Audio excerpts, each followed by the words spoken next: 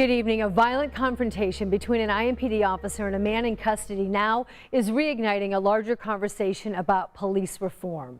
Tonight, that officer is facing felony charges and potentially could lose his job. As we start tonight's big story, we do have some warnings for you. The video that IMPD released today of this incident is difficult to watch. You will well. Look, right?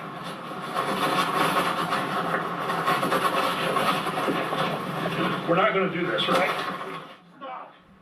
Police tell us all of this started with reports of a homeless man yelling loudly on Monument Circle and disturbing the peace. But IMPD's chief says it should never have resulted in violence captured on body cams. This comes after a pretty tense year here, with community groups and activists fighting for more transparency and changes across police departments. So tonight's big story digs into the timeline of how IMPD handled this particular incident and what is next for the investigation into the officers in the case. And we start tonight with a response from local leaders who are outlining what they'd like to see now. IMPD Chief Randall Taylor said he's sticking to his promise. I promised this community and I promised our officers that I would be transparent.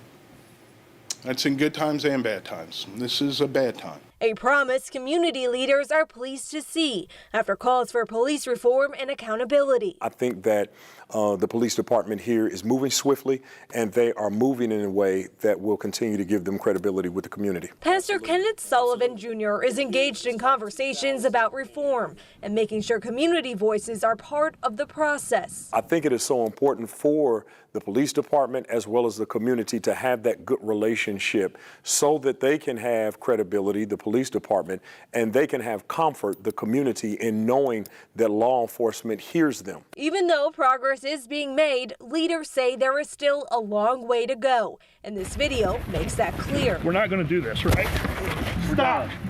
We're moving the needle, but I mean, when you hear the officer's comment, even in the report, it's like I accidentally kicked him. It's like, it's kind of hard to accidentally kick somebody. Tawan Garrett with the NAACP in Indianapolis says this incident shows the importance of more de-escalation training. Training.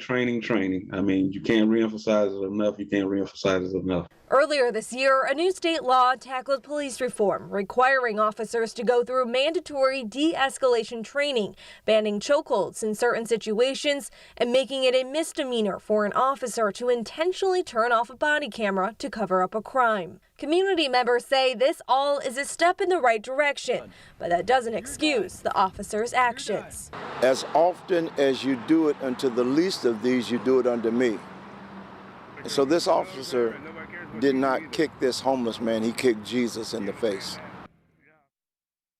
Today's announcement was weeks in the making after an internal use of force review.